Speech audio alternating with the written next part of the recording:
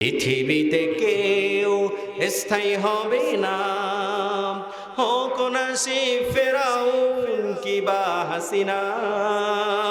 কেউ ভবে চিরকাল রবে না, কেউ ভবে চিরকাল রবে না। চলে যাই সব ছেড়ে যেতে হয়, মৃত্যু মানে না কোনো পরিচয়।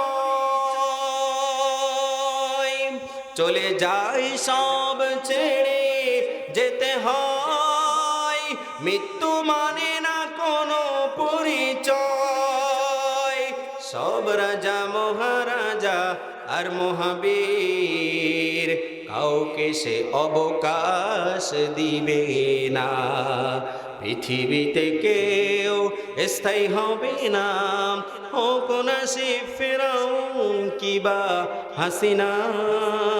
কেউ ভবে চিরকাল রবে না।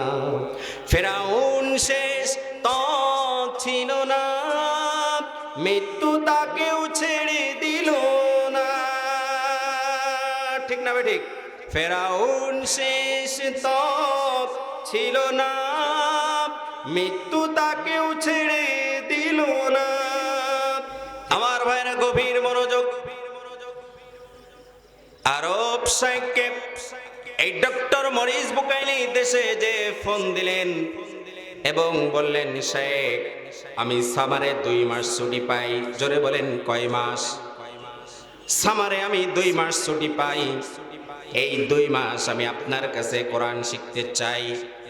আরব শাইখ মনে করলেন হয়তোবা তিনি কোরআন শিখবেন, কোরআন জানবেন, কিন্তু আসলে না, তার উদ্দেশ্য হলো কোরআনের ভুল ধরা।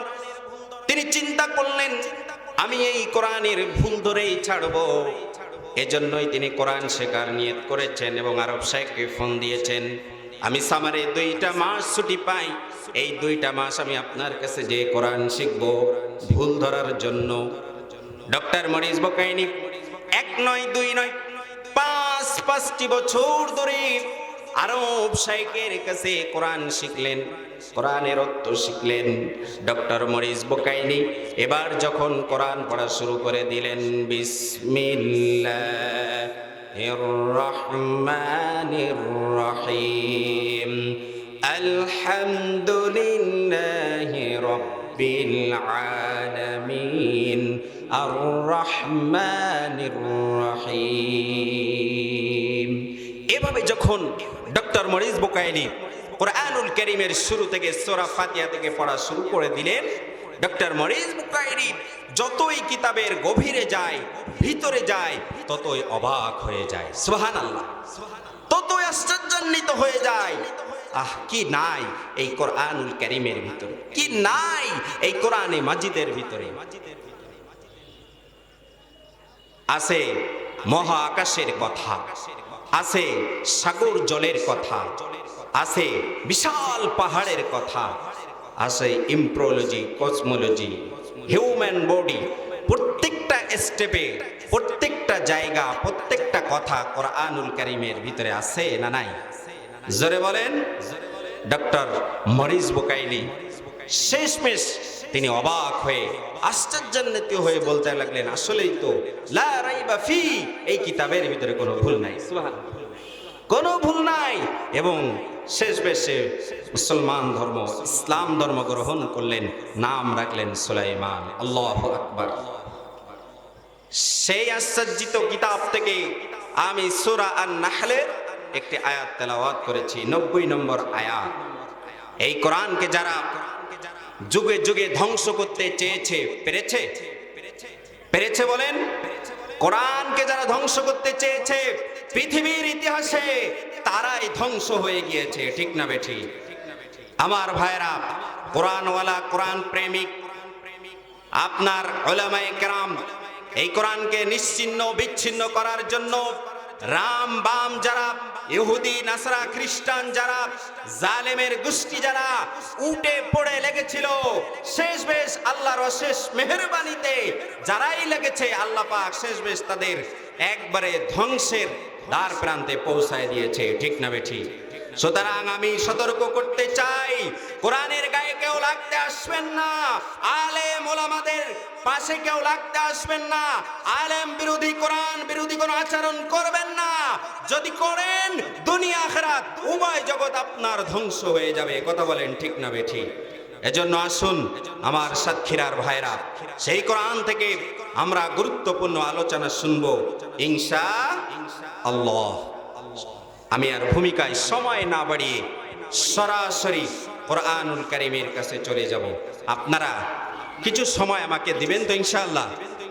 ইনশাআল্লাহ গভীর মনোযোগ দিয়ে শুনবেন। আমি সবর করে এসেছি ইনশাআল্লাহ আপনাদের মনোমুগ্ধকর কিছু কথা কোরআন এবং সুন্নাহর আলোকে আমি শুনে যাওয়ার চেষ্টা করব। আমার ভাইরা গভীর মনোযোগ। যে আয়াতটি আমি তেলাওয়াত করেছি, এই আয়াতের ভিতরে 6টা পয়েন্ট আছে। জোরে বলেন কয়টা? আর জোরে বলেন। 6টা পয়েন্ট আল্লাহ রাব্বুল আলামিন দিয়েছেন। 3টা হলো পজিটিভ আদেশ সূচক, আর 3টা হলো নিষেধ সূচক নেগেটিভ। এই 6টা মেসেজ যতটুকু সময় আমার আলোচনার ভিতরে আমি ইনশাআল্লাহ পাই, আমি চেষ্টা করব আপনাদেরকে শোনানোর। আপনারা আমার জন্য একটু দোয়া করবেন তো ইনশাআল্লাহ? আমিও দোয়া করি আপনারা যেন শেষ পর্যন্ত ধৈর্য ধারণ করে আমার আলোচনাটা শুনতে পারেন। আল্লাহ যেন আপনাদেরকে সেই সবরে জামিল দান করেন, বলি আল্লাহুম্মা আমিন। আমার ভাইরা গভীর মনোযোগ। আল্লাহ রাব্বুল আলামিন সূরা নাহলের 90 নম্বর আয়াতের ভিতরে প্রথম যে শব্দটি আল্লাহ আদেশ করেছেন, আল্লাহ রাব্বুল আলামিন বলেছেন ইন্নাল্লাহা ইয়া'মুরু বিল আদল। বলেন আল্লাহু আকবার। আদল, আদালত, এই তো আপনাদের পাশেই জজ কোর্ট, ঠিক না বেঠিক?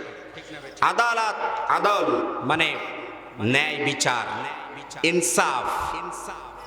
এই ইনসাফ ভিত্তিক সমাজ ব্যবস্থা, ইনসাফ ভিত্তিক রাষ্ট্র ব্যবস্থা যতদিন না হবে ততদিন সমাজ আর রাষ্ট্রে শান্তি কামনা করা, শান্তি আশা করা এটা একদমই বৃথা। কথা বলেন ঠিক না বেঠিক?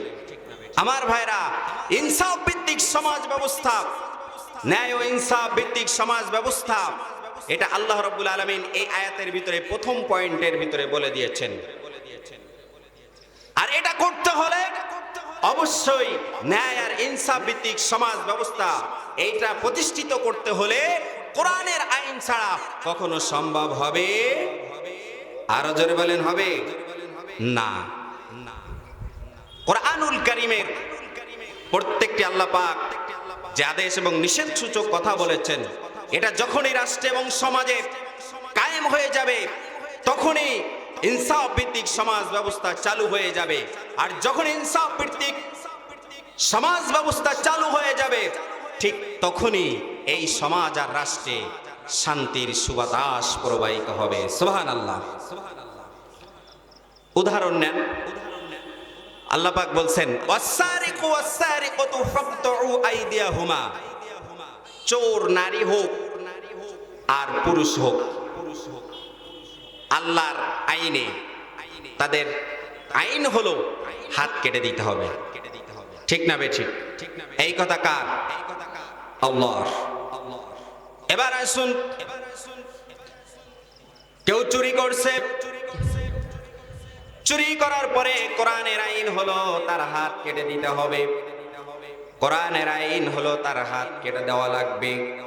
একজন চোর যখন চুরি করলো, আমার ভাইরা, জাতীয় মসজিদ বাইতুল মুকাররম, এই বাইতুল মুকাররম জুমার দিন শুক্রবার রাষ্ট্রীয়ভাবে সমস্ত মিডিয়াকে হাইলাইটস করে, সমস্ত মিডিয়া এক জায়গায় করে যখন একজন চোরকে সরকার কোরআনের আইন দিয়া যখন তার হাতটা কেটে নিবে আর সমস্ত মিডিয়া এটা হাইলাইটস করে দিবে, আমার ভাইরা বিবেক দিয়ে বলুন তো পরের দিন থেকে কোন ব্যক্তির আর সৎ সাহস থাকবে কি চুরি করার?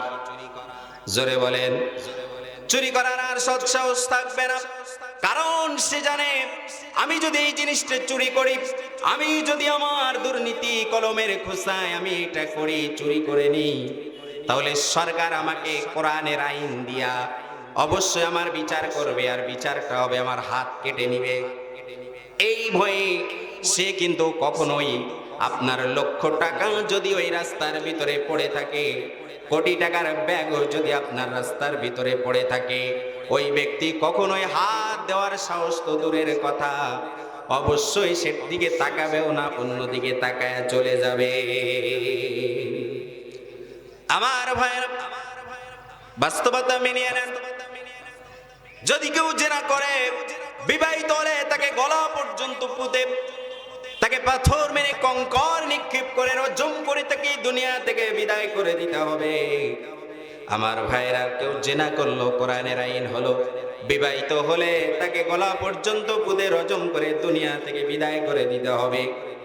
এটা যদি ঠিক তদ্রুপ জুমার দিনে ওইভাবে যদি রাষ্ট্রীয়ভাবে তার বিচারটা করা হয়, একজন ধর্ষকের বিচার যদি এভাবে করা হয়, বাংলার জমিনে পরের দিন থেকে আর ধর্ষক খুঁজে পাওয়া যাবে না।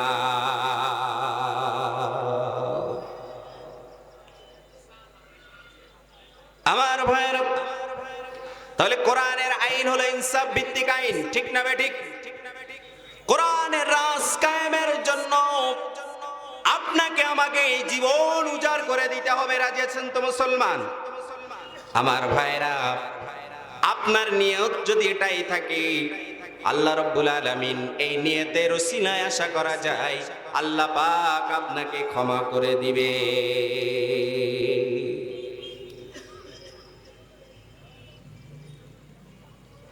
ন্যায় বিচার আজকে দেখেন, পত্র পত্রিকা খুললেই দেখা যায় ধর্ষণ, ঠিক না বেঠিক? পত্র পত্রিকা খুললেই দেখা যায় আপনার বিভিন্ন জায়গায় মার্ডার হয়েছে, হত্যা হয়ে গিয়েছে। দেখছেন না আপনারা? কোরআনের আইন হলো কেউ যদি কাউকে অন্যায়ভাবে হত্যা করে, তাকেও হত্যা করে ফেলো, ঠিক না বেঠিক? কিসাস, ইয়া আইয়ুহাল্লাযীনা আমানু কুতিবা আলাইকুমুল কিসাসু ফিল কতলা, আল হুররু বিল হুররি ওয়াল আবদু বিল আবদি ওয়াল উনসা বিল উনসা। এই কথা কার? কেউ যদি কাউকে অন্যায়ভাবে হত্যা করে, আল্লাহর কোরআনের আইন হলো তাকেও হত্যা করে ফেলতে হবে। আমার ভাইরা, প্রতিদিন প্রতিনিয়ত আপনারা দেখছেন পত্র পত্রিকা খুললেই দেখা যায় অমুক জায়গায় খুন হয়েছে, হত্যা হয়েছে, ঠিক না বেঠিক? কিন্তু কোরআনের আইন দিয়া যদি একজন হত্যাকারীকে যদি, যে অন্যায়ভাবে হত্যা করেছে, তাকেও যদি হত্যা করা হয় রাষ্ট্রীয়ভাবে কোরআনের আইন দিয়া, পরের দিন কেউ আর কাউকে হত্যা করার এই মন মানসিকতাও আসবে না। কথা বলেন, ঠিক না বেঠিক? আমি বুঝাতে চাচ্ছি যে ইনসাফ ভিত্তিক ন্যায় প্রতিষ্ঠার জন্য কোরআনের আইনের কোনো বিকল্প নাই, ঠিক না বেঠিক? জোরে বলেন, ঠিক না বেঠিক? সুতরাং এই ন্যায় বিচার সুপ্রতিষ্ঠিত করতে হলে অবশ্যই কোরআনের ছায়াতলে আসতে হবে। কোরআনে আপনার আমার জীবন, কোরআনে আপনার আমার মরণ, ঠিক না বেঠিক? সমাধান চাও যদি জীবনে মরণে, ফিরে যাও খুঁজে নাও চোখ রাখো কোরআনে। সমাধান চাও যদি জীবনে মরণে, ফিরে যাও খুঁজে নাও চোখ রাখো কোরআনে। তবেই পাবে সুখ শান্তির ঠিকানা। বলেন না ভাই? তবেই পাবে সুখ শান্তির ঠিকানা, মেনে যদি নাও তুমি মনে প্রাণে। সমাধান, সমাধান চাও যদি জীবনে মরণে, ফিরে যাও খুঁজে নাও চোখ রাখো কোরআনে। যুগে যুগে যারা এই কোরআনকে ধ্বংস করতে চেয়েছে, তারাই ধ্বংস হয়ে গিয়েছে। আল্লাহ বলছেন সূরা সাফের ভিতরে, ইউরিদুনা লিউতফিউ নূরাল্লাহ বিআফওয়াহিহিম ওয়াল্লাহু মুতিম্মু নূরিহি ওয়ালাউ কারিহাল কাফিরুন। আল্লাহ বলছেন যারা এই কোরআনকে নিভিয়ে দিতে চেয়েছে ফুৎকার দিয়ে, কখনোই তারা নিভিয়ে দিতে পারবে না। কারণ এই কোরআনের সুইচ, এই কোরআনের সুইচ স্বয়ং আল্লাহর হাতে। বলেন আল্লাহু আকবার। এই কোরআনের সুইচ আল্লাহর হাতে, ইচ্ছে করলেও কেউ নিভিয়ে দিতে পারবে না। সুতরাং যারাই নিভিয়ে দিতে চাইবে, যখন নিভিয়ে দিতে চাইবে, আল্লাহ বলছেন এই কোরআনকে আরো আমি প্রজ্বলিত করে দিব। সুবহানাল্লাহ। দেখেন না এখন বাংলাদেশে হাফেজের সংখ্যা কত বেশি, অনেক বেশি হাফেজের সংখ্যা। আল্লাহু আকবার। যদি কাফের বেঈমান রাম বামরা যদি কোরআনের পাণ্ডুলিপিগুলো এক জায়গায় করে যদি সেগুলো পুড়িয়ে ছাই করে দেয়, তবুও মুহূর্তের ভিতরে এই জীবন্ত কোরআন আবার তৈরি হয়ে যাবে। কথা বলেন ঠিক কিনা?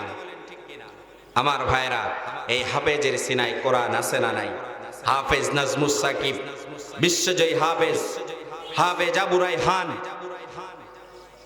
এরপরে দেখছেন আপনারা যারা হাফেজ তাকরিম সহ তারা বিশ্ব জয় করে আমাদের যারা আন্তর্জাতিক পর্যায়ে যারা প্রতিযোগিতায় যাচ্ছে আমাদের দেশ থেকে, তারাই ফার্স্ট সেকেন্ড থার্ড হয়ে এসছে, ঠিক না বেঠিক? কিন্তু দুঃখজনক হলো আপনার একজন প্লেয়ারকে ভালো খেললে তাকে রাষ্ট্রীয়ভাবে পদমর্যাদা দেওয়া হয়, কিন্তু একজন হাফেজ কোরআন বিশ্ব জয় করে আসতেছে তাকে ওই খোলা বাসে কিন্তু অভ্যন্তরা দেওয়া হয় না, ঠিক না বেঠিক? কিন্তু যেই দেশে শতকরা 90% মুসলমান, 90-95% মুসলমান, সেই দেশে একজন হাফেজের অভ্যর্থনা হয় না।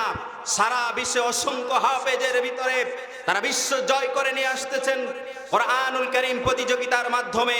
তাকে তো উচিত সবার আগে অভ্যর্থনা দেওয়া, তাকে উৎসাহ, উদ্দীপনা, প্রেরণা, সম্মান দেওয়া। কথা বলেন ঠিক না বেঠিক?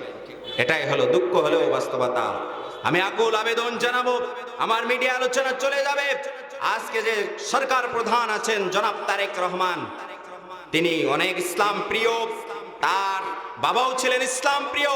সুতরাং আমাদের দেশে এখন থেকে বাইরের দেশে যারা, এই দেশে যখনই প্রতিযোগিতা হবে, আমাদের সোনার ছেলেরা যখন ফার্স্ট সেকেন্ড থার্ড হয়ে যাবে, প্রথম স্থান, দ্বিতীয় স্থান, তৃতীয় স্থান অধিকার করবে, রাষ্ট্রীয়ভাবে যেন সবচেয়ে পদমর্যাদায় তাদেরকে আপনার অভ্যর্থনা দেওয়া হয়। কথা বলেন ঠিক না বেঠিক? আমার ভাইরা, যদি এটা দেওয়া হয়, অবশ্যই এই কোরআন, এই দেশ আরো ইসলামের পথে অগ্রসর হবে, অগ্রণী ভূমিকা রাখবে হাফেজেরা, ঝুঁকে পড়বে আরো কোরআন হেফজের দিকে। কথা বলেন ঠিক না বেঠিক? আমার ভাইরা শুন, তাহলে এই কোরআনুল কারীম যুগে যুগে যারাই ধ্বংস করতে চেয়েছে, আল্লাহ রাব্বুল আলামিন তাদের ধ্বংস করে দিয়েছে। আল্লাহ বললেন এই কোরআন কেউ কোনোদিন ধ্বংস করতে পারবে না। পারবে না কি? কোনোদিন পারবে না। আসুন, আল্লাহ বললেন সেই ন্যায় বিচার আর ইনসাফ ভিত্তিক সমাজ ব্যবস্থা বিনির্মাণে আল্লাহ পাক যে আয়াতের ভিতরে প্রথম পয়েন্টটি বলেছেন, ইন্নাল্লাহা ইয়ামুরু বিল আদল, ন্যায়পরায়ণ, ইনসাফ, এটা প্রতিষ্ঠিত করার জন্য কোরআনের রাজ, কোরআনের আইন বাদ দিয়ে কোনোদিন সম্ভব হবে না। সেই কোরআনের ছায়াতলে আপনি আমি কে কে থাকতে চাই? দুহাত তুলে আল্লাহকে দেখা দেন। লিল্লাহে তাকবীর, লিল্লাহে তাকবীর।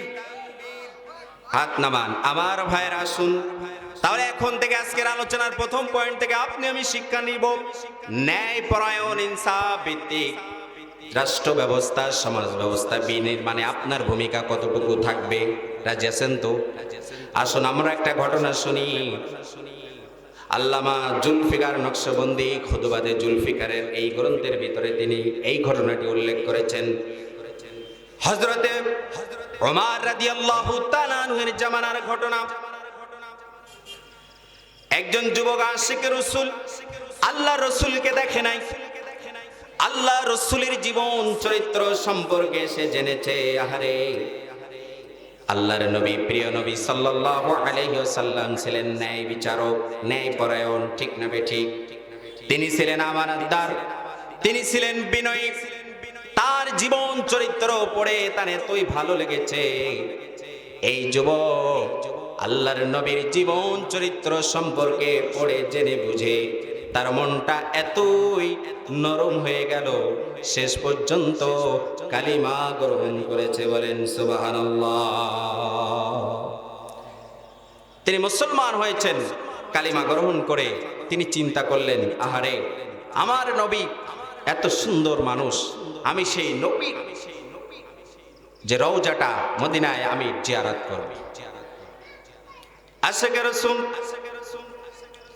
নবীর প্রেমে পাগল যুবক চিন্তা করলো, আমি মদিনায় যাব, মদিনায় যে আমি আমার নবী বিশ্ব নবী রওজাখানা জিয়ারত করব। কেননা এই বিশ্ব নবী দয়ার নবী মুহাম্মদুর রাসূলুল্লাহ সাল্লাল্লাহু আলাইহি ওয়াসাল্লাম হবেন কাল কিয়ামতের ময়দানে সিজদায় এটা মস্তক অবনত করে রাখবে। সবাই যখন ইয়া নাফসি করবে, তখন আমার নবী ওই দিন বলবে রব্বি হাবলি উম্মতি, রব্বি হাবলি উম্মতি, রব্বি হাবলি উম্মতি। আজকের এই 50,000 বছরের দিন, এই সময়টা আমার উম্মতের জন্য অনেক কষ্টকর হয়ে যাবে।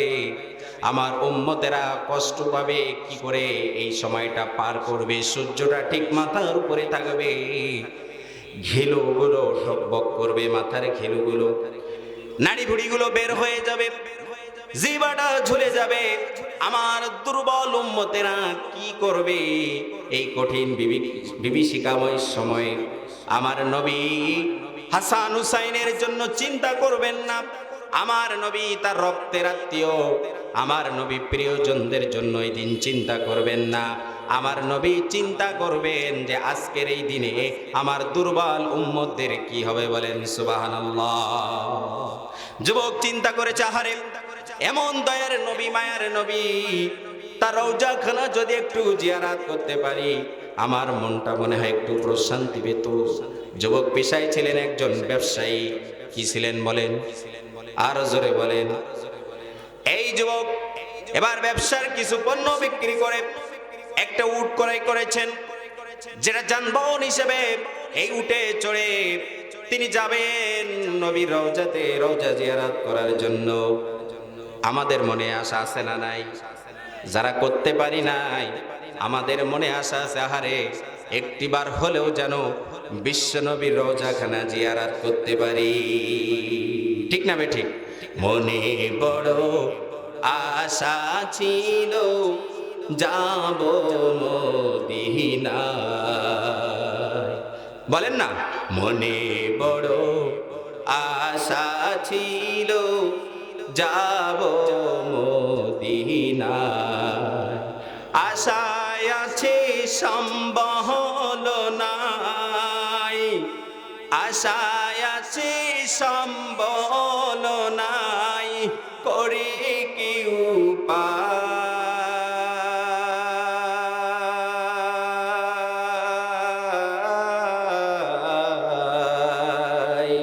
মনে বড় আশা ছিল যাব মদিনায়। জোরে বলেন আমিন। আল্লাহ যেন একটিবার হলেও আমাদেরকে সেই নবীর রওজায় নিয়ে যান। সাফা মারওয়া যেন আল্লাহ পাক সাই করার তৌফিক দান করেন। মক্কা মদিনা যেন তিনি একটা উট ক্রয় করেছেন, রওনা দিয়েছেন নবীর রওজা জিয়ারত করবেন। ওই যুবক রওনা দিয়েছেন, প্রতিমধ্যে তিনি ক্লান্ত শ্রান্ত হয়ে গিয়েছে। তিনি চিন্তা করলেন আমাকে একটু বিশ্রাম নেওয়া প্রয়োজন, আমাকে একটু বিশ্রাম নিতে হবে। একটা গাছ পেলেন, এই গাছের নিচে উটটাকে রেখে ওই যুবক এবার আশ্রয় নিয়েছেন, একটু রেস্ট নিয়েছেন। ক্লান্ত শ্রান্ত শরীর নিয়ে, দেহ নিয়ে তিনি একটু শুয়ে পড়লেন। শুয়ে যখন পড়েছেন, তার এবার ঘুম চলে আসছে। ঘুমের ভিতরে যখন চলে গেছেন, আস্তে আস্তে করে তার উটটা, পাশে একটা খন্দ ছিল, এক বৃদ্ধর একটা ফসল ক্ষেত ছিল, ওই ফসল খেতে চলে গিয়েছে উটটা। এই ফসল সে খাওয়া শুরু করে দিলেন, খাইতে শুরু করে দিলেন। ফসল যখন সে খাইতেছে, এক পর্যায়ে আমার ভাইরা, যখন এই উট যখন ওই বৃদ্ধের ফসলগুলো খাওয়া শুরু করে দিয়েছে, ওই সময়ে ওই বৃদ্ধ তার ওই ফসলকে দেখার জন্য এসে দেখে তার ফসল অনেকগুলো ওই উটটি খেয়ে শেষ করে দিয়েছে। এবার কি করলেন, ওই বৃদ্ধর একটু রাগ হয়েছে। রাগ হওয়াটাই স্বাভাবিক, ঠিক না ঠিক?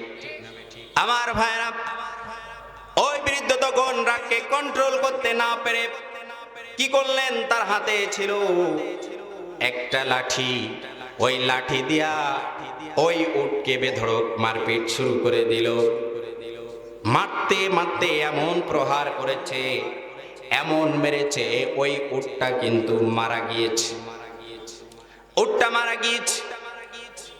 এরপরে যুবক যখন তার ঘুম শেষ হয়ে গেল, তিনি যখন জাগ্রত হলেন, উঠে দেখেন তার উটটার ওইখানে নাই। যুবক এবার উটটাকে খুঁজতে শুরু করলেন। খুঁজতে খুঁজতে দেখা গেল ওই বৃদ্ধে একজন দাঁড়িয়ে আছে, ফসলের মাঠ, উটটা মরে পড়ে আছে। যুবক বৃদ্ধকে জিজ্ঞেস করলেন,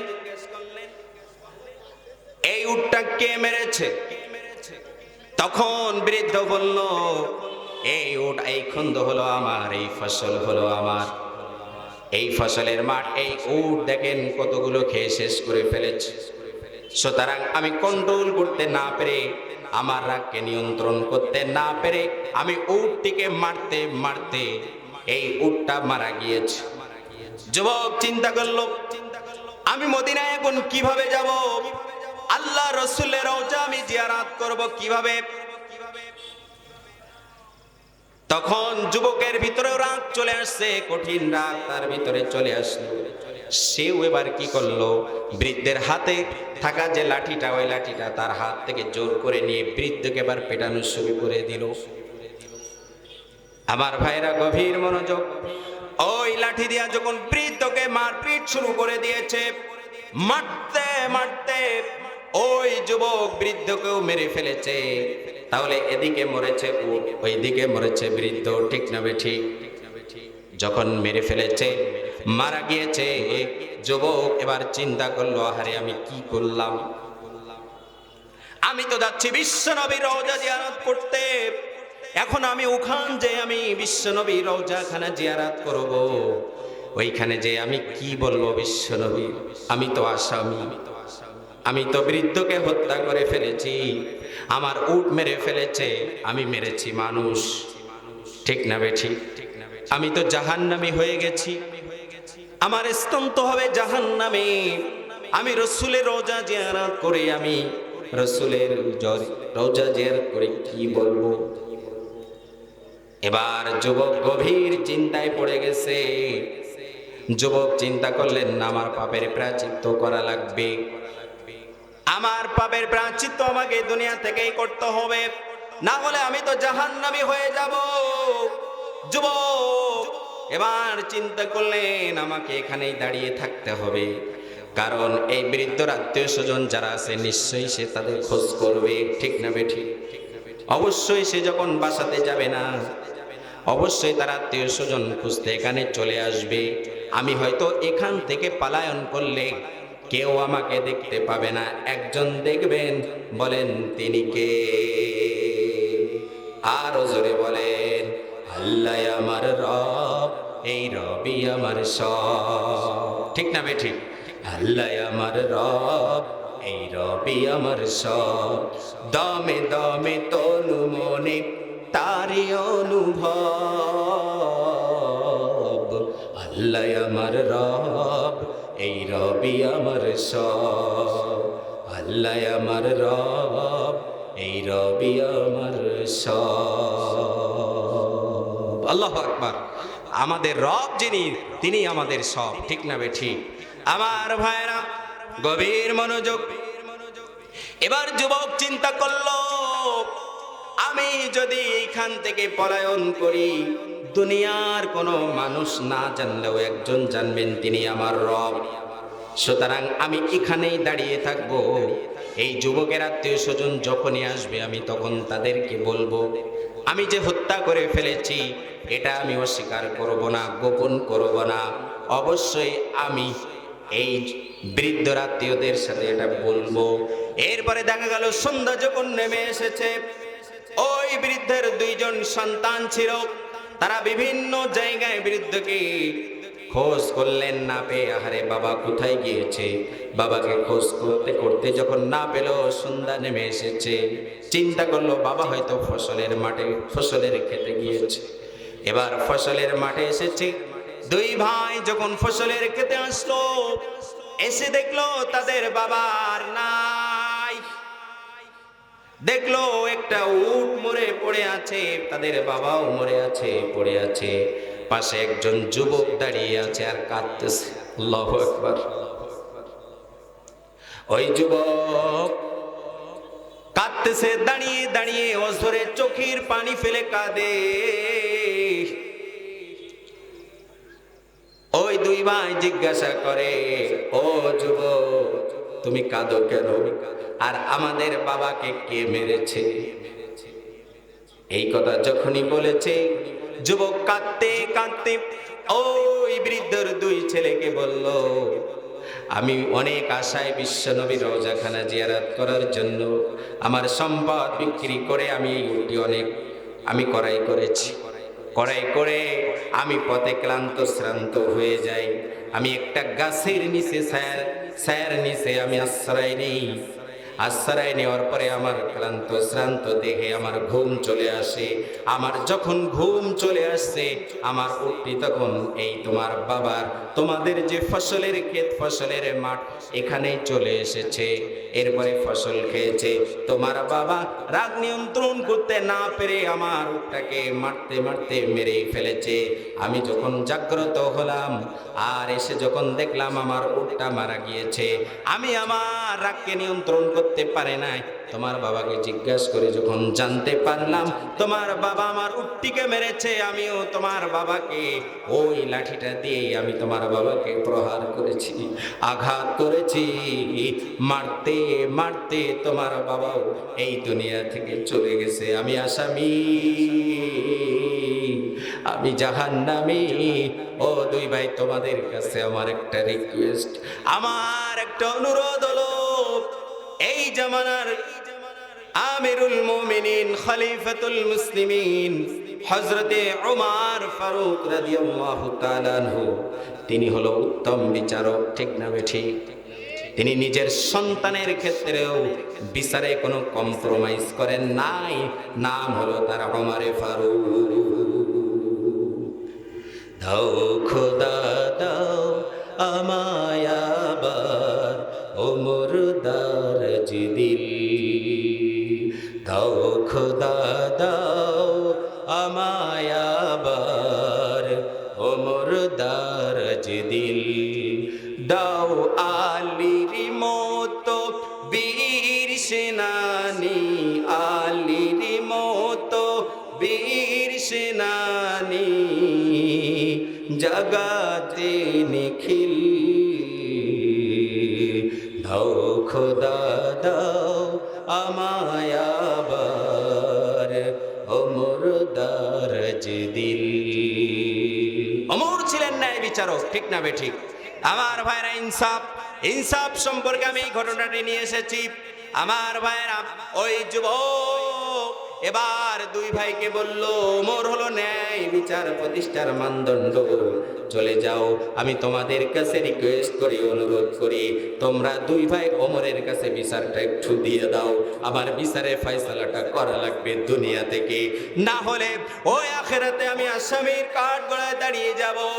যে নবীর প্রেমে আমি নবীর রওজাখানা জিয়ারত করতে যাচ্ছি, ওই নবী আমাকে আসামি বানায়া দিবে। আল্লাহু আকবার। আমার ভাইরা, ওই দুই ভাই এবার চিন্তা করলো, আহারে তো কোনো সাধারণ যুবক নয়, তিনি হত্যা করেছে, আবার স্বীকার করে আবার বিচার চায়। আল্লাহু আকবার। এবার ওই দুই ভাই চলে গেলেন ওমরের দরবারে। ওমরের দরবারে যে ওমরের কাছে বিচার দিয়ে দিলেন, আমিরুল মুমিনিন খলিফাতুল মুসলিমিন, এই যুবক আমার বাবাকে হত্যা করেছে, আপনার কাছে বিচার দায়ের করলাম, আপনার কাছে মামলা দায়ের করলাম, আপনি আমাদের এই পিতা হত্যার বিচারটা করে দেন। ওমর ফারুক এবার যুবককে ডেকে বললেন, ও যুবক, তুমি হত্যা করেছো নাকি? যুবক তখন ওমরকে বলে, ওমর, আমি আসতেছিলাম নবীর রওজা জিয়ারত করার জন্য। ঘটনা খুলে বলেছেন ওই যুবক। ওমরের কাছে বললেন, আমি রাগকে কন্ট্রোল করতে পারি নাই, আমার উটকে সে হত্যা করেছে বলে আমি ওই বৃদ্ধাকে হত্যা করে ফেলেছি। আমি এসেছি আপনার দরবারে, আপনি আমার বিচারটা করে দেন। আমিরুল মুমিনিন খলিফাতুল মুসলিমিন হযরত ওমর ফারুক রাদিয়াল্লাহু তাআলা আনহু বললেন, তিনি নামাজের পরে বিচার হবে। হইচই ফেলে দিলেন। বিচার কার্য সম্পাদন করবে, সম্পূর্ণ করবে। কেউ যদি কাউকে অন্যায়ভাবে হত্যা করে, তাকেও হত্যা করে ফেলতে হবে। এই আইন হলো আমার আল্লাহর আইন। ওমর বলল, যুবক, ও যুবক, তুমি তো বৃদ্ধকে হত্যা করে ফেলেছো, তোমার উট হত্যা করেছে, তুমি আমার কাছ থেকে একটা উট নিতে পারতে, একটা উট তাকে দিয়ে দেওয়া যেত, কিন্তু তুমি তো মানুষকে হত্যা করে ফেলেছো, বৃদ্ধকে হত্যা করে ফেলেছো। এখন কোরআনের আইন হলো, আমার এই আইন হলো, তোমাকে এখন হত্যা করতে হবে। যুবক বলেন, ওমর, আল্লাহর আইন যেটা সেটাই পাওয়ার জন্য কষ্ট করে আপনার দুয়ারে চলে এসেছি। আল্লাহু আকবার। আপনার দরবারে এসেছি ওমর, আমার সঠিক ফয়সালা, সঠিক বিচারটা আপনি করে দিবে। ওমরে ফারুক দিন ধার্য করলো। ঠিক ওই সময় যখন তার হত্যা সম্পূর্ণ করবে, যুবক দুইটা আরজি পেশ করলো। জোরে বলেন, কয়টা? আরো জোরে বলেন। দুইটা আরজি পেশ করলো। এক নম্বর, ওমর, আমিরুল মুমিনিন ওমর, আপনার কাছে আমার প্রথম একটা অনুরোধ হলো, আমি একজন বিজনেসম্যান, ব্যবসায়ী। আজকের মাহফিলটা হচ্ছে ব্যবসায়ীদের উদ্যোগে, ঠিক না বেঠিক? আল্লাহ তাআলা যেন সকল ব্যবসায়ীদের ব্যবসার ভিতরে, আল্লাহ রিজিকের ভিতরে যেন বারাকা দান করেন, বলি আমিন। আমার ভাইরা, ওই যুবক বললেন, আমিরুল মুমিনিন, আমি পেশায় একজন বিজনেসম্যান, আমি একজন ব্যবসায়ী। অনেক ইহুদি নাসারাদের সাথে আমার বিজনেস আছে, ব্যবসা আছে, তাদের সাথে আমার লেনদেন আছে, দেনা পাওনা আছে, তারা আমার কাছে পাওনাদার। আমিরুল মুমিনিন খলিফাতুল মুসলিমিন, আমার প্রথম রিকোয়েস্ট আপনার কাছে, আমাকে কিছু সময় দিতে হবে। আমাকে কিতাবের ভিতরে আছে 1 মাস সময় দিতে হবে। জোরে বলেন, কয় মাস? 1 মাস সময় দিতে হবে। আমি এলাকাতে যে যাদের সাথে আমার লেনদেন আছে, এই ইহুদি নাসারা যাদের সাথে আমি ব্যবসা করতাম, বিজনেস করতাম, এই ব্যবসার যে লেনদেন আছে এগুলো আমি পরিশোধ করে দিয়ে আসবো। যদি আমি না দিয়ে আসি, ওই ইহুদি নাসারাদের মনের ভিতরে এইটাই কল্পনা জল্পনা হবে যে মুসলমানরা ঋণ নেয় কিন্তু ঋণ দেয় না। আমিরুল মুমিনিন খলিফাতুল মুসলিমিন, আপনার কাছে আমার প্রথম অনুরোধ হলো এটাই, আপনি আমাকে আমার এলাকায় যেতে দিবেন। 1 মাস যদি আমার তার জন্য প্রয়োজন। আর 2 নম্বর হলো, আমি অনেক কষ্ট করে বিশ্বনবীর রওজা জিয়ারত করব বলে এসেছি, আমি বিশ্বনবীর রওজাখানা জিয়ারত করার একটু সুযোগ করে দিবেন। 2টা আরজি আপনার কাছে। এবার আমিরুল মুমিনিন ওমরে ফারুক বললেন, ও যুবক, 1 মাস সময় তো অনেক, এই 1 মাস সময় তোমাকে যদি আমি ছুটি দেই, তাহলে আমার যে আইন আছে, আইন অনুযায়ী একজন জামিনদার তোমার রাখা লাগবে, কারণ তুমি তো নাও আসতে পারো, ঠিক না বেঠিক?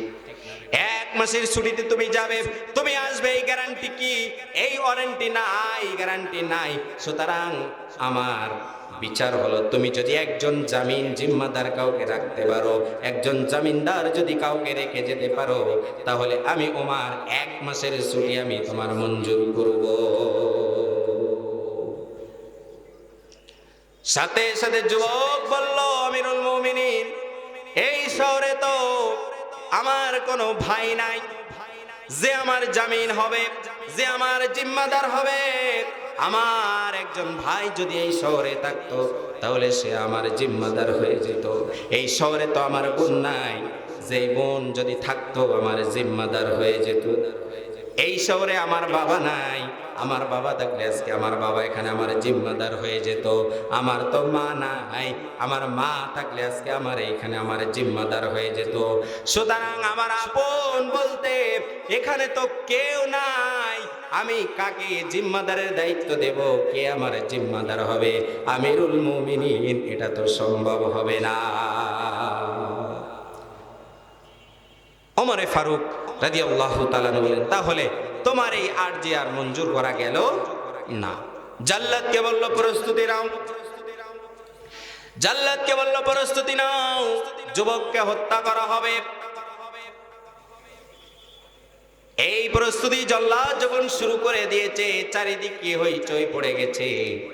ঠিক ওই সময় পিছন দিক থেকে একজন সাহাবী লাব্বাইক বলে দুহাত উঁচু করে ওমরে ফারুকের দিকে লক্ষ্য করে বলল, আমিরুল মুমিনিন ওমর, লাব্বাইক, আমি আছি এই যুবকের 1 মাসের জিম্মাদার।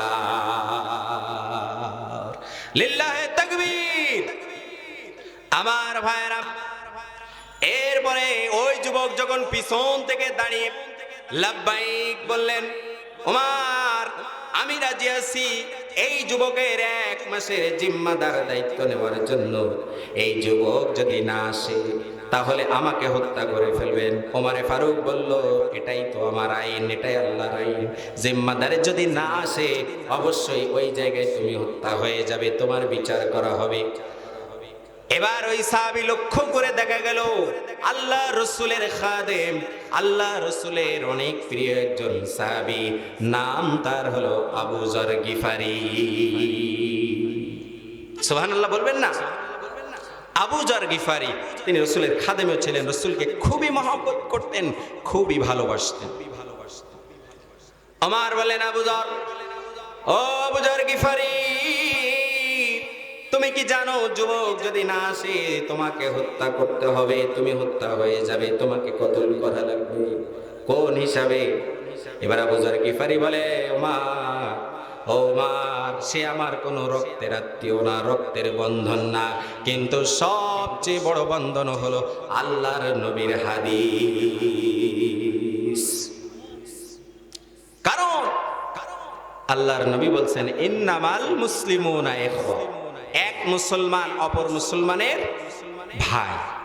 আল্লাহ কোরআনের ভিতরে বলেছেন, ইন্নামাল মুমিনুনা ইখওয়াতুন ফাসলিহু। আল্লাহ পাক কোরআনেও বলছেন, এক মুমিন অপর মুমিনের ভাই।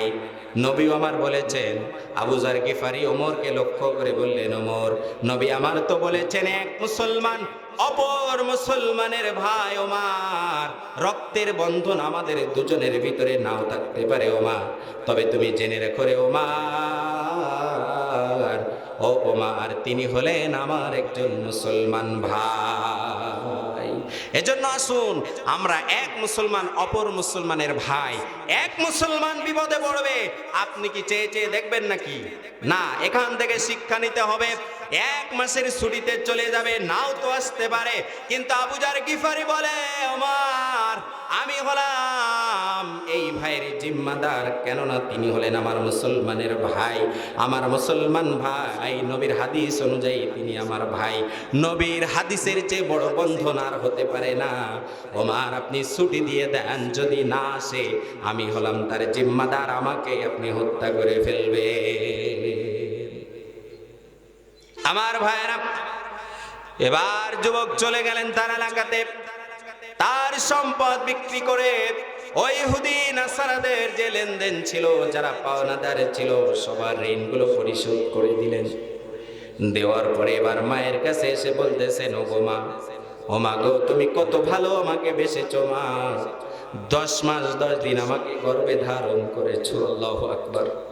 ও মা, 2টি বছর দুগ্ধ পান করিয়েছ মা, কত স্নেহ কত ভালোবাসা তুমি আমাকে দিয়েছো গো মা। ও মা গো, আমি অন্যায় করে ফেলেছি, ওমরের আদালতে আমার বিচার হবে, 1 মাস ছুটিতে এসেছি গো মা, আমাকে টাইম মতো চলে যেতে হবে। ও মা, তুমি আমাকে বিদায় দিয়া দাও। মা কাঁদে আর কাঁদে, আর সন্তানের চোখে মুখে হাত বুলায় দেয়, বাবারে তুই কি করলি এটা? বাবার কাছে এবার দোয়া চাই, বাবা তুমি আমাকে বিদায় দিয়া দাও, মাথার ঘাম পায়ে ফেলেছো কত কষ্ট করে ভালোবাসা দিয়ে, ও বাবা তুমি আমাকে লালন পালন করেছো গো বাবা, তুমি আমাকে বিদায় দিয়া দাও। ও বাবা আমি এই অপরাধ অন্যায় করে ফেলেছি, ওমরের আদালতে আমি আসামি, আল্লাহর আদালতে আমি আসামি, এই দুনিয়া থাকতে আমার বিচারের ফাইসালাটা হয়ে যাক, বিদায় দিয়া দাও। যুবক বাবার কাছ থেকে বিদায় নিলেন, মায়ের কাছ থেকে বিদায় নিয়েছেন, যুবক এবার রওনা দিলেন তার গন্তব্যস্থলে আমিরুল মুমিনিন খলিফাতুল মুসলিমিন ওমরের আদালতে। এদিকে সময় পার হয়ে গেছে, সময় শেষ, যুবক আসছে না, সবাই হইচই ফেলে দিল, ওই যুবক মনে হয় আর আসবে না। আমিরুল মুমিনিন হযরতে ওমর ফারুক রাদিয়াল্লাহু তাআলা আনহু তিনি এবার চিন্তা করলেন, আহারে নবীর খাদেম আবু যর গিফারি, নবীর খাদেম, আমি খাদেম, নবীর খেদমত করেছে, নবীর সংস্পর্শে থেকেছে, আজকের এই সময় আমি আবু যর গিফারিকে কিভাবে হত্যা করব? কেন্দে জারে জার হয়ে যায় ওমর, কিন্তু করা তো লাগবে, ঠিক না ঠিক? আমার ভাইরা, যুবক আসে না, যুবকের সময় লেট হয়ে যায়। এবার যুবকও চিন্তা করে, আরে আমার সময় তো হয়ে গেছে, ওদিকে কি হচ্ছে তার ঠিক নাই। যুবক ঘোড়া ছুটিয়ে বিদ্যুতের গতিতে যুবক চলে আসে। ঠিক ওই সময় যখন ওমরে ফারুক যখন রায় দিয়া দিলেন যে ওই আবু যর গিফারিকে সেইখানে হত্যা করা হবে, ওই সময় ঠিক দেখা গেল মরুভূমিতে ধুলা উড়াতে উড়াতে ঘোড়ার খুরের শব্দ শোনা যায়, আল্লাহু আকবার।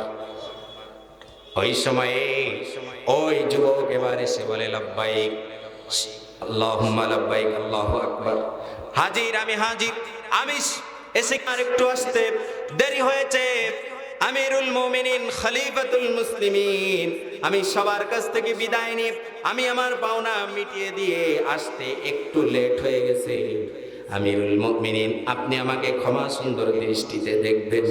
সবাই এবার অবাক হয়ে যায়, আল্লাহু আকবার, সবাই আশ্চর্যান্বিত হয়ে যায়। আরে সবাই তো মনে করেছিল ওই যুবক আর আসবে না, ওই যুবক যখন চলে গিয়েছে তার কোনো জিম্মাদার নাই, সে আর আসবে না, এই চিন্তা সবাই যখন ধরে নিয়েছিল। আর ওই যুবক যখন এসেছে তখন সবাই চিন্তা করলো, আরে তো সাধারণ যুবক নয়, সময় মতো সে চলে এসেছে, আল্লাহু আকবার। আমার ভাইরা, এবার আমিরুল মুমিনিন খলিফাতুল মুসলিমিন হযরত ওমর ফারুক রাদিয়াল্লাহু তাআলা আনহু জল্লাদকে আদেশ করলেন, ও জল্লাদ তুমি প্রস্তুতি নাও, এই যুবক তিনি বৃদ্ধকে হত্যা করেছে, তাকে এই মুহূর্তে হত্যা করা হবে, তাকে মেরে ফেলা হবে। জল্লাদ এবার যখন প্রস্তুতি নিল তাকে জবাই করার জন্য, কতল করার জন্য, হত্যা করার জন্য, ঠিক ওই সময় যখন ছুরিটা টানবে দুইজন যুবক দাঁড়িয়ে বলে, আমিরুল মুমিনিন ওমর, ওমর আমাদের 1 মিনিট সময় দেন, আমাদের একটা আরজি আছে। ওমর আমাদের দুই ভাইয়ের একটা আরজি আছে, সেটা হলো এই ওমর, ওমর এই যুবক আমার বাবাকে হত্যা করেছে, ওইখান থেকে চাইলে সে পলায়ন করতে পারত, পলায়ন করে নাই ওমর, সে আপনার দরবারে বিচার দেওয়ার জন্য আমাদের দুই ভাইকে বলেছে, আপনার দরবারে বিচার দিয়েছি, আবার এখানেও 1 মাস সময় নিয়ে এসে এলাকায় চলে গিয়েছে, নাও আসতে পারতো ওমর। ওমর সে কোনো সাধারণ যুবক নয়, ওমর আমার বাবার যে হত্যা করে ফেলেছে, ওমর আমরা দুই ভাই এই মুহূর্তে এই যুবককে আমরা মাফ করে দিয়েছি, লিল্লাহি তাকবীর। আমার ভাইরা, ওমর এই কথা শোনা মাত্রই জল্লাদকে বললেন, ও জল্লাদ তুমি রাখো, এই যুবক কোনো সাধারণ যুবক নয়, এই যুবক অন্যায় করে চলে এসেছে, অন্যায় করে আমার কাছে এসেছে দুনিয়ায় তার বিচারটা হয়ে যাওয়ার জন্য। তার মানে হলো তার আখিরাতের যে ভয়, তার আল্লাহর যে ভয়, জাহান্নামের ভয়, এটা তার অন্তরের ভিতরে সব সময় যন্ত্রণা দিয়েছে। জাহান্নামের ওই ভয়াবহ শাস্তি ভোগ করার ক্ষমতা কি আছে ভাই? দুনিয়ার আগুন এটা দেখলে পড়ে আপনি আমি কি করি? ভয় পলায়ন করি, ঠিক না বেঠি? 10টা সেকেন্ড আপনার আমার আঙ্গুলটা ওই মোমবাতির আগুনের ভিতরে রাখতে পারি না। আর এই দুনিয়ার আগুনের তুলনায় জাহান্নামের যে আগুন এটা হলো 70 গুণ বেশি শক্তিশালী। আল্লাহু আকবার বলেন। 70 গুণ বেশি তেজওয়ালা। কিভাবে পুড়বেন আপনি জাহান্নামের ওই আগুনে? পুড়তে পারবেন? আমরা সইতে পারবো ভাই? জোরে বলেন। জাহান্নামের আগুন মাবুদ সইতে পারবো না,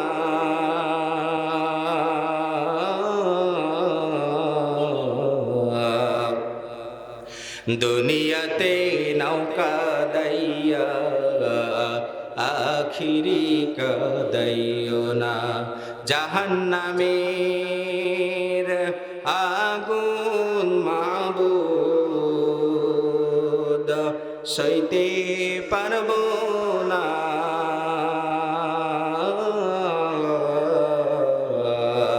দুনিয়াতে নৌকা দাইয়া আখিরি কাদাইও না। ঠিক না বে ঠিক? আমরা সবাই পাবি, পৃথিবীর কেউ না জানলে জানেন কে? পৃথিবী না জানো আমি তো জানি, আমি কি পাপ করেছি হায়। পৃথিবী না জানো আমি তো জানি, আমি কি পাপ করেছি হায়। আমার পাপের করলে বিচার, বাঁচার তো আর নাই উপায়, দয়াময় তুমি মাফ করো আমায়, মাফ করো আমায়। জোরে বলেন আমিন। ওই দুই ভাই এবার বলল, আমিরুল মুমিনিন খলিফাতুল মুসলিমিন ওমর, আমরা দুই ভাই তাকে মাফ করে দিলাম, আপনিও মাফ করে দেন। ওমর এর সাথে আরো একটা আরজি হলো, ওমর আমরা তো এতদিন দুই ভাই ছিলাম, এখন থেকে সবাইকে সামনে রেখে আপনার সামনে ঘোষণা দিলাম, আজ থেকে এই যুবক হলো আমাদের এক ভাই, তার মানে হলো আজ থেকে আমরা 3 ভাই। বলেন সুবহানাল্লাহ। আমিরুল মুমিনিন ওমর ছিলেন একজন ন্যায় বিচারক, ঠিক না বে ঠিক? আমার ভাইরা, নিজের সন্তানের ক্ষেত্রেও তিনি আপনার কুণ্ঠাবোধ করেন নাই তার বিচারের ক্ষেত্রে। এজন্য এই ইনসাফ ভিত্তিক সমাজ ব্যবস্থা, ন্যায় বিচার, এটা আমাদের সমাজে দরকার আছে না নাই? আরো জোরে বলেন। কে ভাই, কে সন্তান, কে আত্মীয়, কে দলীয়, এইটা দেখা যাবে না। অন্যায় করলে সঠিক বিচার, উপযুক্ত বিচার তাকে করা লাগবে, ঠিক না বে ঠিক? আপনি সমাজে আল্লাহ তাআলার পক্ষ থেকে দায়িত্ব আসে, আল্লাহ আপনাকে মেম্বার বানিয়েছেন, আল্লাহ আপনাকে চেয়ারম্যান বানিয়েছেন, আল্লাহ আপনাকে এমপি বানিয়েছেন, আল্লাহ আপনাকে প্রধানমন্ত্রী বানিয়েছেন, আল্লাহ আপনাকে মন্ত্রিত্ব দিয়েছেন, আল্লাহর পক্ষ থেকে আপনি এসেছেন। আল্লাহ যাকে ইচ্ছা সম্মান দান করেন, ঠিক না বে ঠিক? আল্লাহ যাকে ইচ্ছা বেইজ্জতি করেন। সুতরাং এই দায়িত্বে আসার পরে অবশ্যই আল্লাহ পাক কাল কিয়ামতের ময়দানে প্রত্যেকে তার নিজ নিজ দায়িত্ব সম্পর্কে জিজ্ঞাসা করবে। আপনি ইনসাফের পক্ষে ছিলেন নাকি আপনি দুর্নীতিগ্রস্ত ছিলেন, আপনি ইনসাফের বিপক্ষে ছিলেন, এটা অবশ্যই আল্লাহ পাক সেদিন 2টা নাম ধারণ করবে। একটা হলো রহমান, আরেকটা হলো কহ্হার। আল্লাহ যারা যেদিন এই দুনিয়ায় যারা ন্যায় বিচার কায়েম করবে না, সুবিচার যারা করবে না, আল্লাহ পাক ওই দিন কহ্হার নাম তাদের জন্য ধারণ করবেন। তার মানে হলো কঠিন এবং কঠোর। বলেন আল্লাহু আকবার। আর রহমান নাম তাদের জন্য যারা এই দুনিয়ায় ইনসাফ কায়েম করবে, যারা এই দুনিয়ায় ন্যায় বিচার করবে, যারা এই দুনিয়ায় ন্যায় বিচারের পক্ষে থাকবে, ন্যায়ের পক্ষে থাকবে, দুর্নীতির বিপক্ষে থাকবে, অন্যায়ের বিরুদ্ধে যারা সোচ্চার থাকবে, আল্লাহ পাক ওই দিন তার জন্য রহমান নাম ধারণ করবে। বলেন সুবহানাল্লাহ। তাহলে সূরা নাহলের 1 নম্বর আয়াত, সূরা নাহলের 90 নম্বর আয়াতের 1 নম্বর পয়েন্ট বুঝলাম যে এই দুনিয়ায় ইনসাফের ক্ষেত্রে কোনো কম্প্রোমাইজ নাই, ঠিক না বেঠিক? কোনো আপোষ নাই। ইনসাফ ভিত্তিক সমাজ ব্যবস্থা বিনির্মাণে আপনার আমার ঐকান্তিক চেষ্টা আল্লাহ পাক দেখবে। 1 নম্বর। 2 নম্বর হলো ওয়াল ইহসান, সৎ আচরণ করতে হবে, মানুষের সাথে সুন্দর সুন্দর ব্যবহার করতে হবে, কোমল হতে হবে, নরম হতে হবে, ঠিক না বেঠিক? রূঢ় করা যাবে না, রূঢ় আচরণ করা যাবে না, অহংকার করা যাবে না, দম্ভ ভরে এই দুনিয়ায় চলা যাবে না। আপনি এমপি হয়েছেন, আপনি মন্ত্রী হয়েছেন, তাই কি হয়েছে? অবশ্যই আপনার আশেপাশে যারা আছেন, আপনার কর্মী যারা আছেন, তাদের সাথে কোমল আচরণ করতে হবে, সুন্দর আচরণ করতে হবে। আপনার নবীর সাহাবীদের জীবনে এটাই বলে, ঠিক না বেঠিক? সুন্দর আচরণ।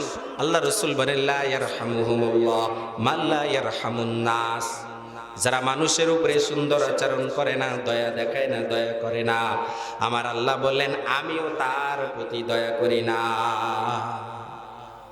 মান লাম ইয়ারহাম সগীরানা ওয়া লাম ইউক্কির কাবীরানা ফালাইসা মিন্না। নবী আমার বলেন মান লাম ইয়ারহাম সগীরানা, যারা ছোটদের স্নেহ করে না, ওয়া লাম ইউক্কির কাবীরানা, বড়দের সম্মান করে না, ফালাইসা মিন্না, সে আমার উম্মত নয়, সে আমার দলভুক্ত নয়। তার মানে বুঝলাম ছোট যারা আছে তাদের স্নেহ করতে হবে, বড় যারা আছে, মুরব্বী যারা আছে, তাদের ইজ্জত দিতে হবে, সম্মান করতে হবে, ঠিক না বেঠিক? এখন দেখা যায় মুরব্বীরা আছে, সালাম তো দূরের কথা, একবারে তোয়াক্কাই করে না, আছে না নাই?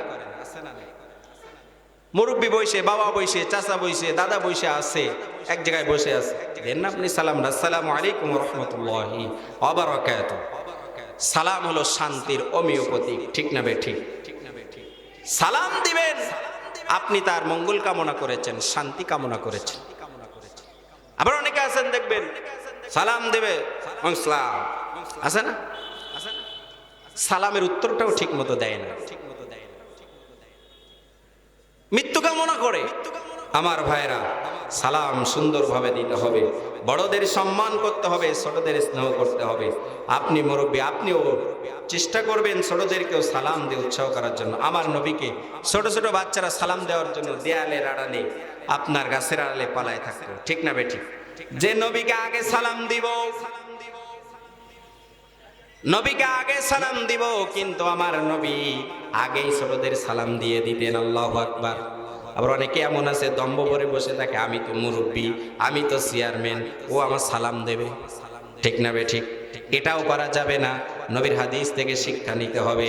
আমার ভাইরা, নবীর হাদিস থেকে শিক্ষা নিতে হবে। আপনিও মাঝে মাঝে ছোটদের সালাম দেন, আগে যে সালাম দেয় সে অহংকার মুক্ত, ঠিক না বেঠিক? তার ভিতরে অহংকার থাকে না, দম্ভ থাকে না। আল্লাহ বললেন লা তামশি ফিল আরদি মারহা, তোমরা এই দুনিয়ায় দম্ভ ভরে চলো না। ইন্নাল্লাহ লা ইউহিব্বু মান কানা মুখতালান ফাখুরা, আল্লাহ বললেন যারা দম্ভ ভরে অহংকার বেশে এই দুনিয়ায় চলাফেরা করে, আল্লাহ তাদের ভালোবাসে না। এজন্য আসুন, যে যে পর্যায়ে আছি, যে দায়িত্বে আছি, আমরা যেন অহংকার করে না চলি, সব সময় নবীর জীবনী থেকে বিনয়ী হই, একজন অপরজনকে যেন সম্মান করি। আল্লাহ বললেন ওয়াল ইহসান, সবার সাথে সদাচরণ করবে। 2 নম্বর আদেশ, সবার সাথে সুন্দরভাবে কথা বলবে, সুন্দর আচরণ করবে, ইহসান করবে। সুবহানাল্লাহ। আমার ভাইরা, সুমামা বিন উসাল একজন কাফের নেতা, আল্লাহ রাসূলকে মারবে বলে আসছে, আল্লাহ রাসূলকে মারবে, হত্যা করে ফেলবে। তিনি ইয়ামামার অধিপতি ছিলেন, নেতা ছিলেন। এই সুমামা বিন উসাল তিনি আসছেন আল্লাহর নবীকে হত্যা করার জন্য। এই ঘটনা সহিহ বুখারীর বর্ণনা বলতেছে, গভীর মনোযোগ দিয়ে শুনুন। সহিহ বুখারীর বর্ণনা, সুমামা বিন উসাল তিনি আল্লাহর নবীকে হত্যা করবে। ইয়ামামার অধিপতি, নেতা, লিডার, সে আসছে আল্লাহর নবীকে হত্যা করবে বলে। কিছু অশ্বারোহী সৈন্য এই সুমামা বিন উসালকে অ্যারেস্ট করে ফেলেছে, তাকে আটক করে ফেলেছে, বন্দী করে ফেলেছে। মদিনা মসজিদে নববীর পাশে একটা পিলারের সাথে তাকে বেঁধে রাখা হলো। আল্লাহর নবীকে সংবাদ দেওয়া হলো, ইয়া রাসূলুল্লাহ, ইয়া হাবিবাল্লাহ, সুমামা বিন উসাল ইয়ামামার লিডার অধিপতি, তাকে আমরা অ্যারেস্ট করে ফেলেছি, আটক করে ফেলেছি। আল্লাহর নবী আসলেন। আল্লাহর নবী এসে সুমামা বিন উসালকে বলল, ও সুমামা, কি খবর? সুমামা বিন উসাল বললেন, ইয়া রাসূলুল্লাহ, আপনি যদি আমাকে হত্যা করেন তাহলে একজন হত্যাকারীকে হত্যা করবেন, আর যদি আপনি আমাকে ক্ষমা করে দেন একজন অনুগ্রহ ব্যক্তিকে আপনি মাফ করে দিবেন।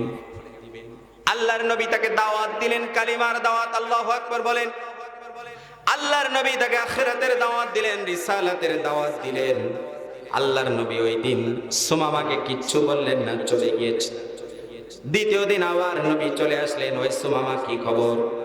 সুমামা তখন আল্লাহর নবীকে উদ্দেশ্য করে বলে, ইয়া রাসূলুল্লাহ, ইয়া হাবিবাল্লাহ, আপনি যদি আমাকে হত্যা করেন একজন হত্যাকারীকে আপনি হত্যা করবেন, আপনি যদি আমাকে ক্ষমা করে দেন, মাফ করে দেন, তাহলে একজন অনুগ্রহ ব্যক্তিকে আপনি মাফ করে দিবেন। ওদিন আল্লাহর নবী তাকে দাওয়াত দিয়ে দিলেন, তিনি নামাজের দাওয়াত দিলেন, আল্লাহর নবী তাওহীদের দাওয়াত দিলেন। ওদিন আল্লাহর নবী সুমামা বিন উসালকে কিচ্ছু বললেন না। আল্লাহর নবী চলে গেলেন। তৃতীয় দিন আবার নবী আসলেন, সুমামা, কি খবর? বুখারীর বর্ণনা বলতেছি, ও সুমামা, কি খবর? সুমামা তৃতীয় দিনে একই উত্তর দিলেন, ইয়া রাসূলুল্লাহ, ইয়া হাবিবাল্লাহ, আপনি যদি আমাকে হত্যা করেন একজন হত্যাকারীকে আপনি হত্যা করবেন, আপনি যদি আমাকে মাফ করে দেন একজন অনুগ্রহ ব্যক্তিকে আপনি মাফ করে দিবেন। আল্লাহর নবী তৃতীয় দিন বলেন, সাহাবীরা রে, সুমামা বিন উসালকে তোমরা ছেড়ে দাও। লিল্লাহি তাকবীর। আমার ভাইরা গভীর মনোযোগ। সুমামা বিন উসাল চিন্তা করলো, আহারে, সুমামা বিন উসালকে যখন ছেড়ে দিলেন, চিন্তা করলেন, নবী তো আমাকে হত্যা করলেও পারত, কিন্তু নবী আমাকে মাফ করে দিয়েছেন, নবী আমাকে ক্ষমা করে দিয়েছেন। সুমামা বিন উসাল এবার দৌড় দিয়ে মসজিদে নববীর পাশে একটা কুয়ায় যে সুন্দরভাবে গোসল করলেন। মসজিদে নববীর ভিতরে এসে এবার সুমামা বিন উসাল বললেন, আমাকে ঈমানের কালিমা পড়ায় দেন, আশহাদু আল্লাহ ইলাহা ইল্লাল্লাহু ওয়াহদাহু লা শারীকা লাহু ওয়া আশহাদু আন্না মুহাম্মাদান আবদুহু ওয়া রাসূলুহু। আল্লাহু আকবার। সুমামা তখন বলছে, ইয়া রাসূলুল্লাহ, ইয়া হাবিবাল্লাহ, এই কালিমা গ্রহণ করার পূর্ব পর্যন্ত মদিনা শহর ছিল আমার কাছে সবচেয়ে নিকৃষ্ট শহর, কিন্তু রাসূল, আমি যখন ঈমান এনেছি এখন থেকে এই মদিনা শহর হলো আমার কাছে সবচেয়ে প্রিয় শহর। আল্লাহু আকবার বলেন, আরো জোরে বলেন, আল্লাহু আকবার। আমি এই ঈমানের কালিমা গ্রহণ করার পূর্ব পর্যন্ত নবী, এই দু চোখে আপনি ছিলেন আমার কাছে সবচেয়ে নিকৃষ্ট, আমার কাছে সবচেয়ে ঘৃণিত ব্যক্তি। নবী, আমি যখন ঈমান এনেছি এখন থেকে এই মুহূর্ত থেকে আপনি নবী হলেন আমার কাছে সবচেয়ে প্রিয়। সুবহানাল্লাহ। মক্কা শহর ছিল সবচেয়ে আমার কাছে নিকৃষ্ট। ঈমানের কালিমা যখনই আমি গ্রহণ করেছি, এই ঈমানের কালিমা গ্রহণ করার সাথে সাথে এই মক্কা শহর হয়েছে আমার কাছে সবচেয়ে প্রিয়। বলেন সুবহানাল্লাহ। ও নবী, এখন থেকে আমি ওয়াদা করলাম, ইয়ামামাবাসীদের আপনার একটা হুকুম ছাড়া একটা শস্য দানাও আমি সুমামা দিব না। আল্লাহু আকবার। এজন্য তো আল্লাহ বলছেন, ইদফা বিল্লাতি হিয়া আহসান। আল্লাহু আকবার। আপনার উত্তম ব্যবহার দিয়ে, ইহসান দিয়ে, সুন্দর আচরণ দিয়ে বিশ্বকে জয় করা যায়, ঠিক না বেঠিক? আমার ভাইরা, কোনো মানুষের সাথে খারাপ আচরণ করা যাবে না, দুর্ব্যবহার করা যাবে না। অনেক মানুষ আছে অনেক খারাপ ব্যবহার করে, কষ্ট পায়। এই কষ্ট যখন মন থেকে পায়, আপনি কারো যখন দুর্ব্যবহার করেন, কষ্ট যখন পায় মন থেকে, যে বদদোয়াটা চলে আসে, এটা আপনার জন্য ধ্বংসের কারণ হয়, ঠিক না বেঠিক? প্রত্যেক মানুষের সাথে সুন্দর আচরণ করবেন। 2 নম্বর আল্লাহর আদেশ, ওয়াল ইহসান আমার আল্লাহ বললেন সবার সাথে সুন্দর আচরণ করবে। এবার আছেন 3 নম্বর, ওয়া ইতা ইদিল কুরবা। আল্লাহ বললেন তোমার নিকট আত্মীয় যারা আছে এই নিকট আত্মীয়দের সাথে সুন্দর আচরণ করবে, তাদের হক বুঝায়া দিবে। তাদের কি বুঝায় দিবে? অনেক বাবা আছে দেখবেন ছেলেকে তার জমি জায়গা সব ভাগ করে দেয়, মেয়েকে কিচ্ছু দেয় না। আছে না নাই? জোরে বলেন আছে না নাই? তার মেয়ের হক ফাঁকি দেয়। এরপরে দেখবেন এক ছেলেকে লিখে দিয়েছে, আরেক ছেলেকে দেই নাই, আরেক ছেলের হক ফাঁকি দিয়েছে। আছে না নাই? এদিকে মক্কায় যে মদিনায় যে বিশাল হাজী সাহেব গিলাফ ধরে দোয়া করে, ঠিক না বলেন? আল্লাহ আমাকে মাফ করে দাও, ক্ষমা করে দাও। আল্লাহ বলে মাফ কি অত সহজ নাকি? অত সহজ? তুমি তো তোমার সন্তানের হক ফাঁকি দিয়েছো, তুমি তো তোমার ভাইয়ের হক ফাঁকি দিয়েছো, তুমি তো তোমার মুসলমান ভাইয়ের হক ফাঁকি দিয়েছো। এটাকে দিয়েছো, তারপর আমার কাছে মাপ চাও। ঠিক না বেঠি? কাবা ঘরের গিলাফ ধরেও তুমি যদি দোয়া করো, তুমি যদি মানুষের হক ফাঁকি দাও, এটা আল্লাহ দোয়া কবুল করবে না। এজন্য নিকটাত্মীয় ওয়া ইতাইযিল কুরবা, আল্লাহ রাব্বুল আলামিন বললেন 3 নম্বর যেটা আমি আদেশ করলাম, তোমার নিকট আত্মীয় যারা আছে এই নিকট আত্মীয়দের সাথে সুন্দর আচরণ করবে, তাদের হক বুঝায়া দিবে। আত্মীয়তা ছিন্নকারী হলো জাহান্নামী। যে আত্মীয়তা ছিন্ন করে সে জাহান্নামে যাবে। ঠিক না বেঠিক? দেখবেন আমাদের বাড়িতে বিশাল আয়োজন হয়, বিশাল আয়োজন, শাদী, ছেলের বিয়ে হচ্ছে, মেয়ের বিয়ে হচ্ছে, দেখবেন সবাই দাওয়াত পায়, আপনার ফুফা দাওয়াত পায় না। আছে না নাই? এই সমাজে সবচেয়ে বেশি অবহেলিত হলো ফুপুরা। ঠিক না বলেন? ফুপুরা সবচেয়ে বেশি অবহেলিত। আপনার বাড়িতে বিশাল আয়োজন, আপনার ফুপার খোঁজ নাই, দাওয়াত দেওয়া হয় না আমাদের বর্তমান সমাজে। কথা কি ভুল বললাম ভাই? জোরে বলেন ভুল বললাম? কিন্তু সে হলো আপনার আত্মীয়, অনেক নিকট আত্মীয়, আপনার বাবার বোন। ঠিক না? আপনার বাবার বোন দাওয়াত পাওয়ার ক্ষেত্রে প্রথম ধাপে তিনি আর রয়েছেন। কিন্তু দেখা যায় আমাদের এই সমাজে ফুপুরা সবচেয়ে বড় অবহেলিত। এজন্য আত্মীয়তা ছিন্ন করা যাবে না। আপনি আত্মীয়তা বজায় রাখবেন, দাওয়াত দিবেন, আল্লাহ আপনার রিজিকে বারাকা দিবে, বরকত দিয়া দিবে। কোন মেহমান যখন আপনার বাড়িতে আসে সে তার রিজিক নিয়ে আসে। ঠিক না বেঠিক? আপনার ব্যবসার ভিতরে, আপনার রিজিকের ভিতরে, আপনার আয় ইনকামের ভিতরে আল্লাহ অটোমেটিক বরকত দান করে দিবে। সুতরাং মেহমান আসলে অনেক সময় অনেকের মুখ কালো হয়, কি করব কি, আপনার যতটুকু সাধ্য আপনি ততটুকুই দিবেন। ঠিক না বেঠিক? এজন্য তো আল্লাহ বলেন ওয়া ইতাইযিল কুরবা, 3 নম্বর আদেশ হলো নিকট আত্মীয় যারা আছে এই নিকট আত্মীয়দের সাথে সুন্দর আচরণ করবে, তাদের হক বুঝাইয়া দিবে। কোন মানুষের হক কখনো ফাঁকি দিবে না। হাক্কুল্লাহ আর হাক্কুল ইবাদ, 2টা হক। একটা হলো আল্লাহর হক, আরেকটা হলো বান্দার হক। আল্লাহর হক আল্লাহ ইচ্ছা করলে মাফ করবে, তওবা করলে ফিরে আসলে আল্লাহ ক্ষমা করে দিবে। ঠিক না বেঠিক? কিন্তু হাক্কুল ইবাদ, বান্দার হক যদি আপনি ফাঁকি দেন, ওই বান্দা যতক্ষণ আপনাকে ক্ষমা না করবে, আমার আল্লাহ রাব্বুল আলামিন নিজেই বলেন আমি তাকে ক্ষমা করতে পারি না। আসুন আমরা গভীর মনোযোগ দিয়ে কথাগুলো শুনি। সূরা আন-নাহলের 90 নম্বর আয়াতটা আমি তেলাওয়াত করেছি। 3টা পয়েন্ট হয়েছে। নিকট আত্মীয়, আপনার কাছের আত্মীয় স্বজন যারা আছে অবশ্যই তাদের সাথে সুন্দর আচরণ করবেন এবং তাদের সাথে ভালো ব্যবহার করবেন, সুন্দর আচরণ করবেন। খুশি হবেন কে? জোরে বলেন। মহান রব আপনার প্রতি খুশি হয়ে যাবে। এবার আসুন 3টা আদেশ সূচক কথা আমরা শুনলাম আল্লাহর। এবার আল্লাহ 3টে কাজ থেকে বিরত থাকতে বলছেন। জোরে বলেন কয়টা? 3টা কাজ থেকে আল্লাহ রাব্বুল আলামিন বিরত থাকতে বলছেন। ওয়া ইয়ানহা আনিল ফাহশাই ওয়াল মুনকারি ওয়াল বাগই ইয়াইদুকুম লাআল্লাকুম তাযাক্কারুন।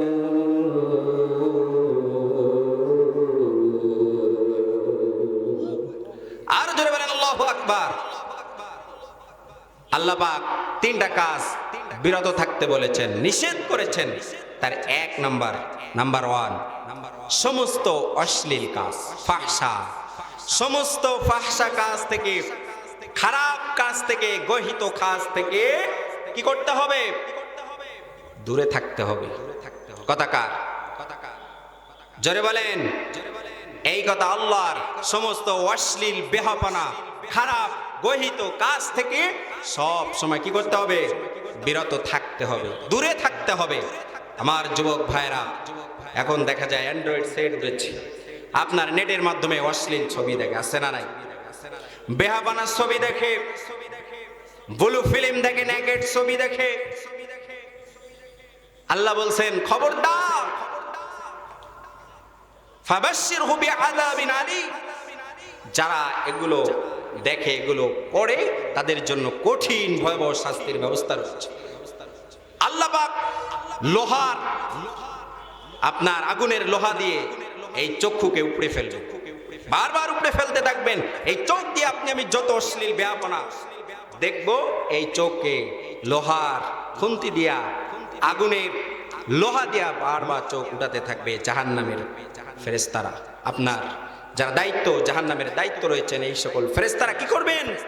আপনার চোখ উপড়ে ফেলবে। যারা এই অশ্লীল কাজে লিপ্তকে হেফাজত করা লাগবে। আমার ভাইয়েরা, অশ্লীল বিভিন্ন সিস্টেম দিয়ে, বিভিন্ন মাধ্যম দিয়ে হয়, ঠিক না বেঠিক? সেমিনার হয়, গান বাজনা হয়, এটাও অশ্লীল, এটাও ফাহশা। বিভিন্ন জায়গায় কনসার্ট হয়, আপনার পুতুল নাচ দেওয়া হয়, ঠিক না বেঠিক? যুবকেরা হাত তালি দেয়, আছে না নাই? মুসলমানের সন্তান তুমি, ও যুবক, তুমি কেন কনসার্টে যাবা? তুমি তো আসবাই কোরআনের মাহফিলে, ঠিক না বেঠিক? অনেক মানুষ এখন হাট বাজারে, দোকান পাটে অযথা সময় বসে বসে গল্প করে, কিন্তু এই জায়গায় তারা আসতে পারে নাই, ঠিক না বেঠিক? আল্লাহ নিয়ে আসে নাই। এটা হলো জান্নাতের বাগান, যাদের ভাগ্য হবে শুধু তাদেরকে আল্লাহ এখানে কবুল করবে। সবাই আসতে পারবে না এই জান্নাতের বাগানে, কারণ এখানে কোরআনের কথা হচ্ছে। এখানে যদি আজকে আপনার গান বাজনার জন্য কনসার্টের আয়োজন করা হতো, এই মাঠে জায়গা দেওয়া যেত না, ঠিক না বেঠিক? জোরে বলেন। আমার ভাইরা, কোরআনের মাহফিল শহরের পরে, মানুষ রাস্তাঘাটে চলাফেরা করতেছে, দুনিয়া দুনিয়া করে পাগল হয়ে গেছে। কিন্তু এই জান্নাতের বাগানে দেখেন কয়টা লোক আপনি আমি বসে আছি। আমরা যারা বসে আছি, আলহামদুলিল্লাহ, আল্লাহর কাছে শুকরিয়া। যতক্ষণ এখানে আমরা বসে আছি, সব জান্নাতের বাগানে চতুর্দিকে ফেরেশতারা, রহমতের ফেরেশতারা বেষ্টন করেছে। আল্লাহু আকবার। আমি এখনো বলবো, আমার মাইকের সাউন্ড যত দূর যাচ্ছে, আপনার রাস্তাঘাটে যারা আছেন, আসেন এই জান্নাতের বাগানে। আরো দুই একটি কথা আমি ইনশাল্লাহ স্বল্প সময়ের ভিতরে বলে শেষ করে দিব। আমি আলোচনার শেষ পর্যায়ে চলে এসেছি। ইনশাল্লাহ আসেন, আমরা মোনাজাত দিব, ইনশাআল্লাহ মোনাজাত করব সবাই মিলে জান্নাতের বাগানে। আল্লাহ যেন কবুল করেন বলে আমিন। এখন অনেক ব্যবসায়ী ভাইরা আপনাদের সহযোগিতায়, এলাকাবাসীর সহযোগিতায় মাহফিলের আয়োজন। আসুন, আপনার তো অনেকে দোকানপাট এখন বন্ধ করতেছেন, চলে আসুন মাহফিলে। আখেরি মোনাজাতটা আপনাদের দিয়ে করবো ইনশাআল্লাহ। আল্লাহ কবুল করুন বলে আমিন। আমার ভাইরা, একটু জিকির করেন, লা ইলাহা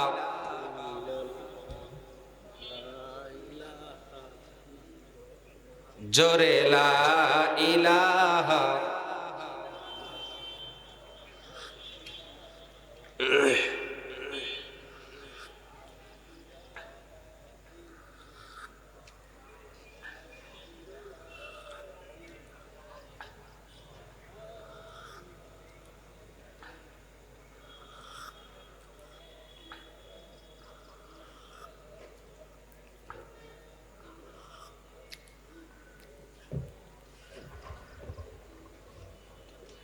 লা ইলাহা ইল্লাল্লাহু মুহাম্মাদুর রাসূলুল্লাহ সাল্লাল্লাহু আলাইহি ওয়াসাল্লাম।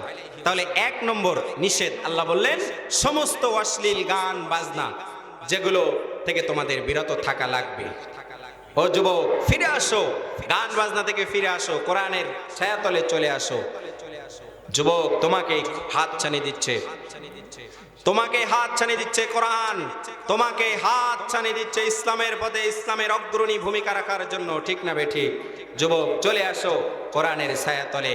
কোরআনের ছায়াতলে আসলে দুনিয়া আখিরাত উভয় উজালা হয়ে যাবে তোমার জীবন। আমার ভাইরা ফিরে আসুন কোরআনের দিকে। সমস্ত অশ্লীল ব্যাপানা কাজ থেকে আল্লাহ যেন আমাদের সকলকে হেফাজত করেন বলে আমিন। আমার ভাইয়েরা, 2 নম্বর নিষেধ সূচক কাজ আল্লাহ বললেন ওয়াল মুনকার, আমার যত অপছন্দনীয় কাজ আছে এই অপছন্দনীয় কাজ থেকে তুমি হেফাজত থাকবে, তোমরা হেফাজত থাকবে। আল্লাহ পাক বললেন সূরাজের ভিতরে আল্লাযীনা ইম্মাক্কান্নাহুম ফিল আরদ আকামুস সালাহ ওয়া আতাউজ যাকাহ ওয়া আমারু বিল মা'রুফ ওয়া নাহাউ আনিল মুনকার ওয়ালিল্লাহি আকিবাতুল উমুর।